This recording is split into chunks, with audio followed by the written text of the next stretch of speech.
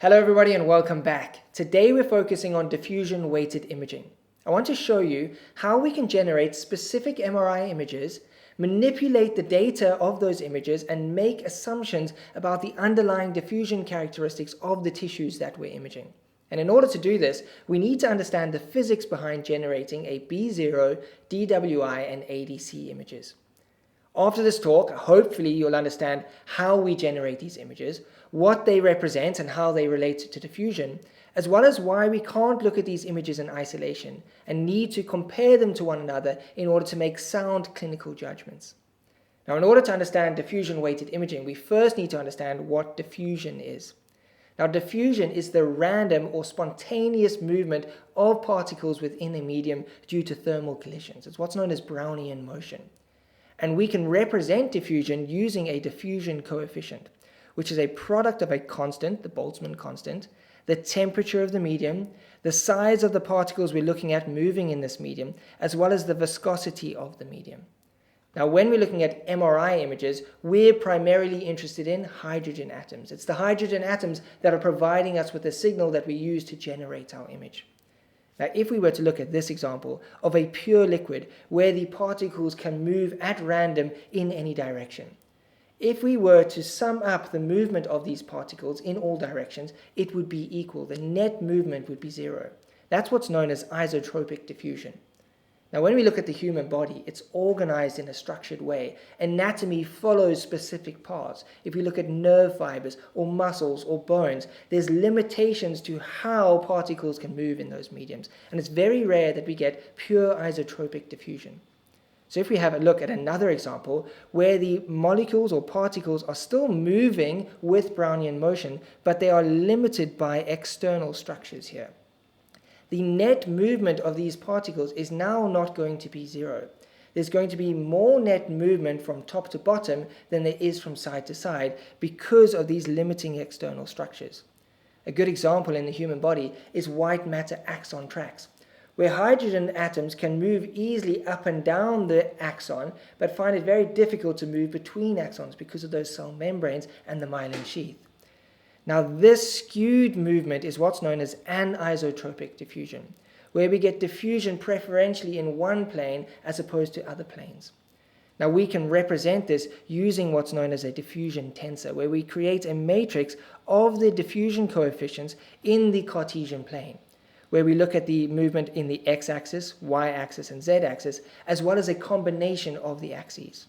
Now, in isotropic diffusion, our diffusion along the x, y, and z axis is all going to be equal. And when we compare those axes to one another, these diffusion coefficients are going to be zero. In anisotropic diffusion, there's going to be a skewing of this matrix and preferential diffusion in one direction.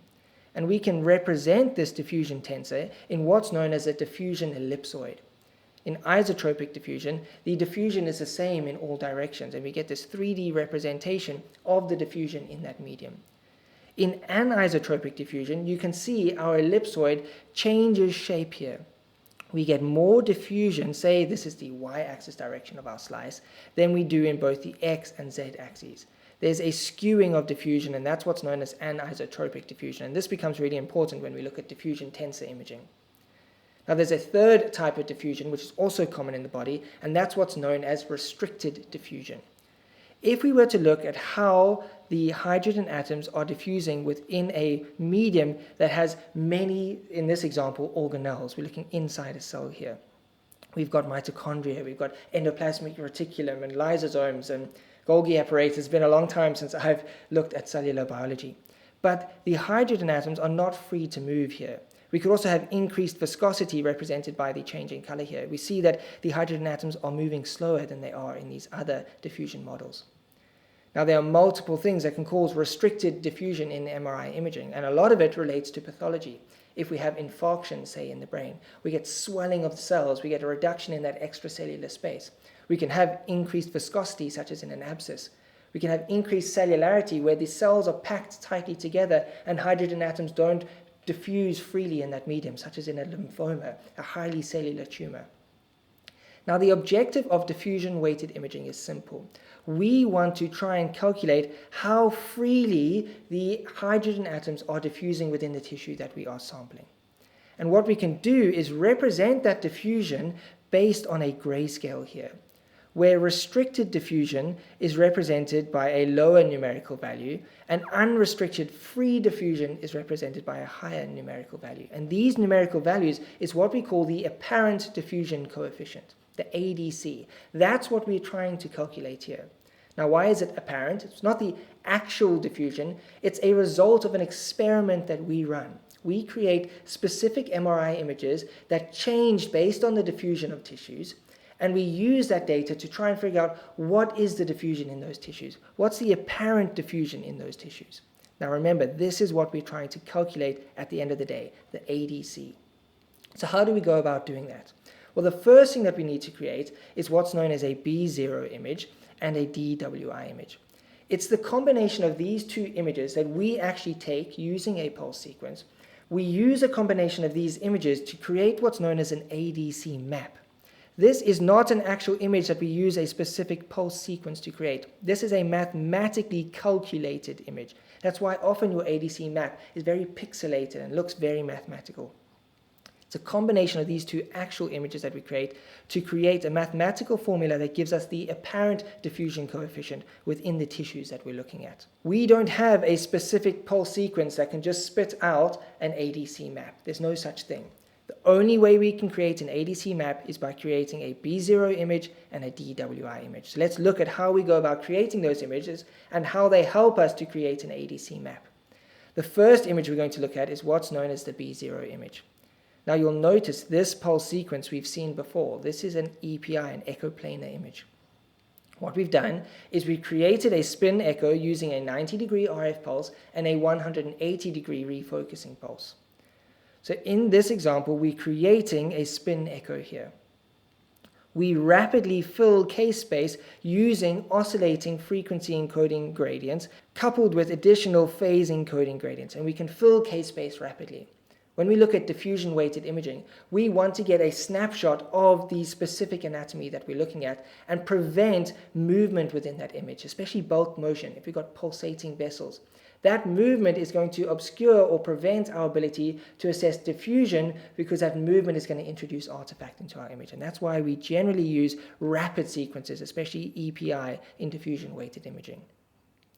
Now this B0 image, if we look at this diagrammatic representation that I've made here, the gray matter is lighter than the white matter in this image. You can see this is a T2 weighted image, and it's a T2 weighted image because we've got a slightly long TE. We've created space here and here in the pulse sequence that we're going to use to create our DWI image. Now what is contributing to signal here? It's the differences in T2 decay within tissues. Signal that is brighter here represents a tissue that keeps the transverse magnetization for longer than tissues that have darker signal here, which lose their transverse magnetization more quickly. So our B0 image here has created a T2 star weighted image.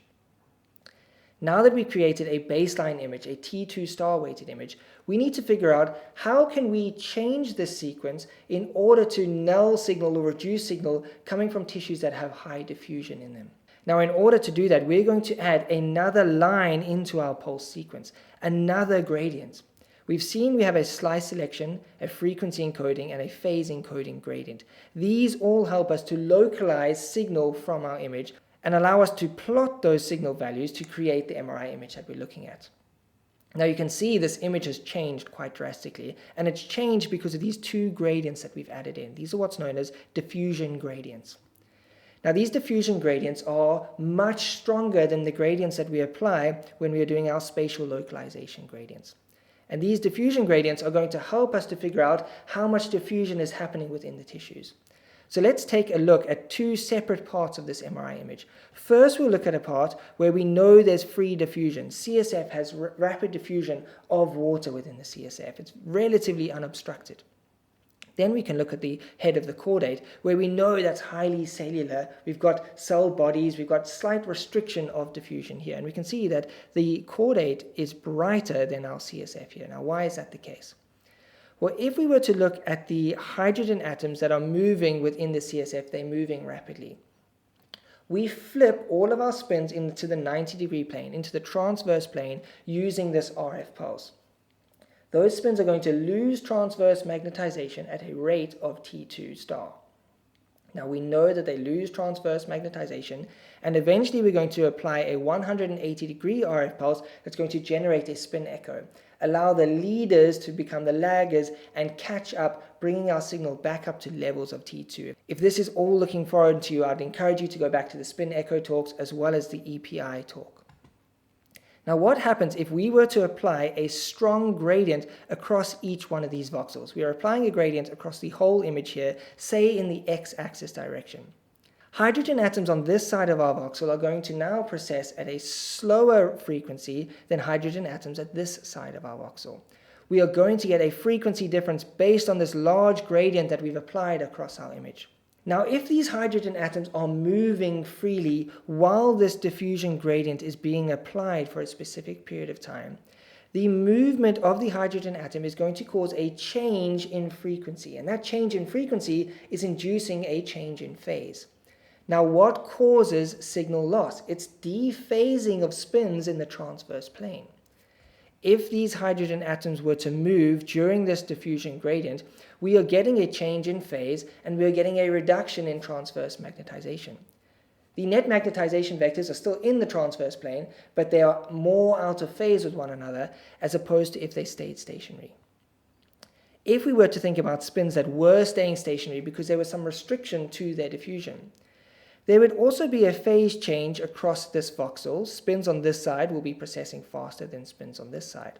There would be a net phase change and also signal loss, but it would be organized based on the location in the x-axis here, assuming that these spins aren't moving freely across this voxel. We then apply the 180-degree RF pulse, and we apply an equal diffusion gradient. Now, because of this 180-degree RF pulse, that diffusion gradient is effectively equal and opposite to the initial diffusion gradient. Now, remember, the spins in the restricted sample have stayed in the same location. They are experiencing an equal and opposite diffusion gradient. So that dephasing that was initially occurred because of the diffusion gradient is now equal and opposite and allows a rephasing. We will get larger signal from the spins that have restricted diffusion because they are rephasing with this second diffusion gradient, and we get a reaccumulation of phase back to baseline. And when we sample that signal with our EPI, we get a signal that is similar to if we didn't have the diffusion gradient on.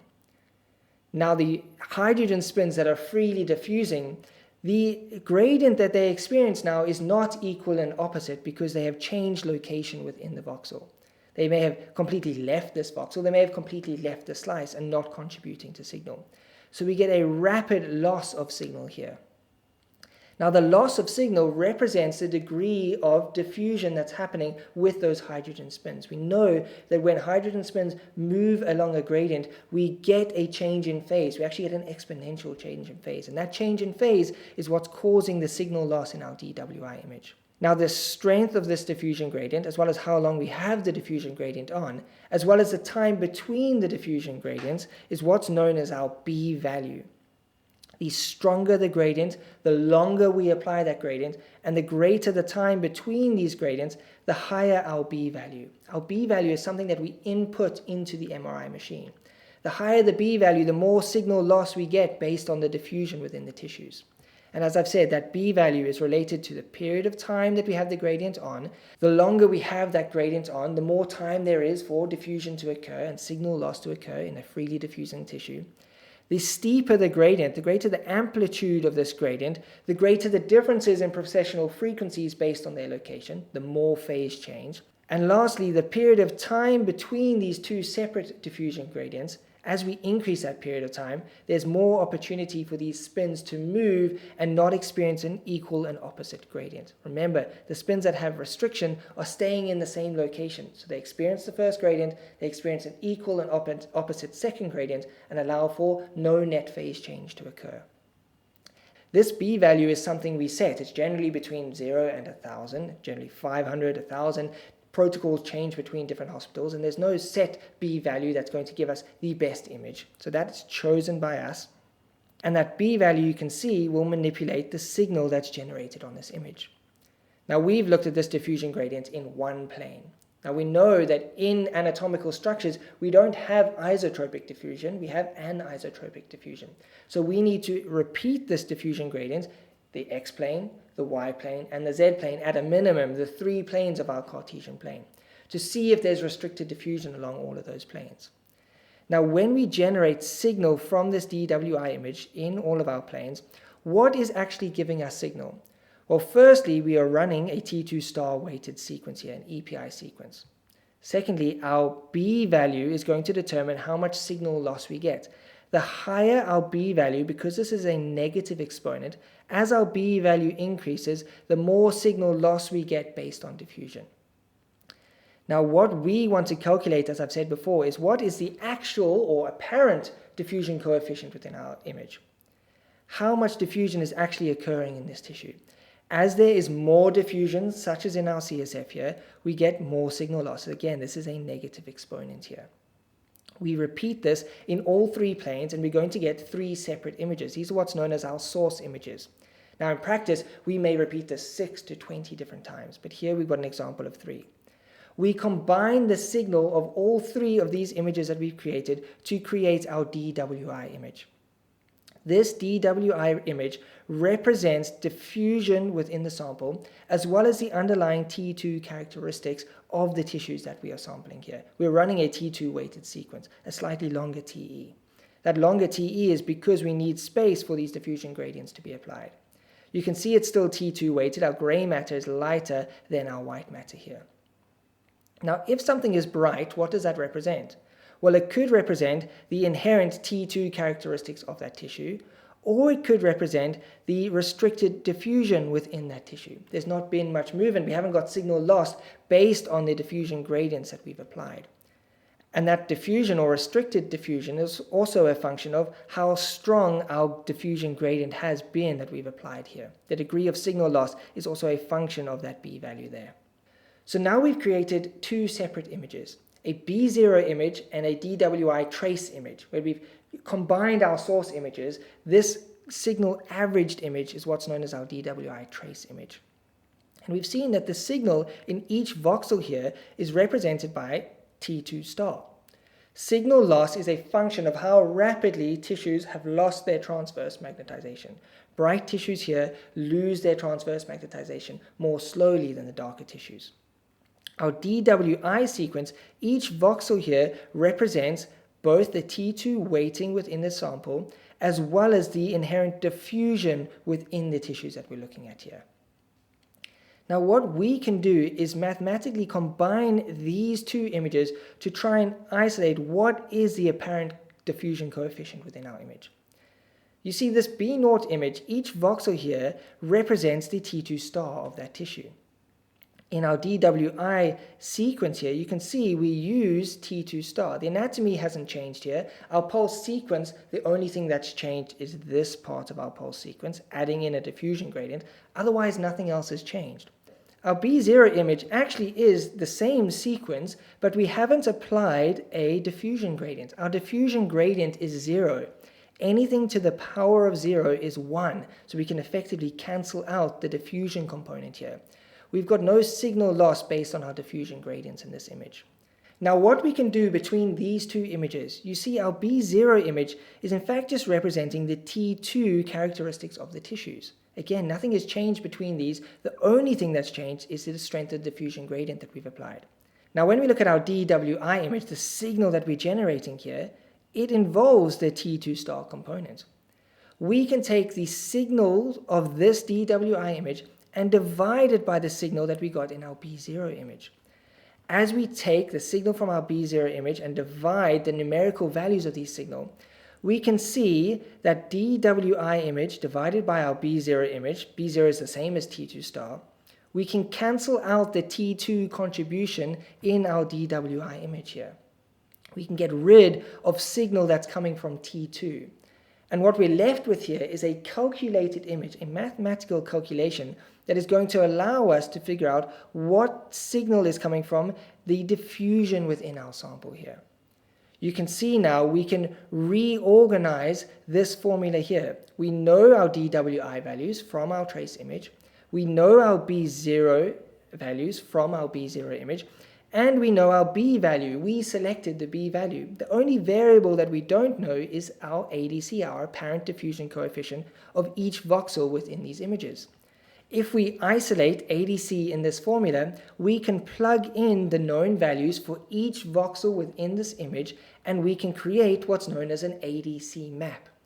You see, this is a mathematical calculation, and it fully relies on the DWI trace images as well as the B0 image. It's the mathematical calculation between these two that's giving us our ADC image.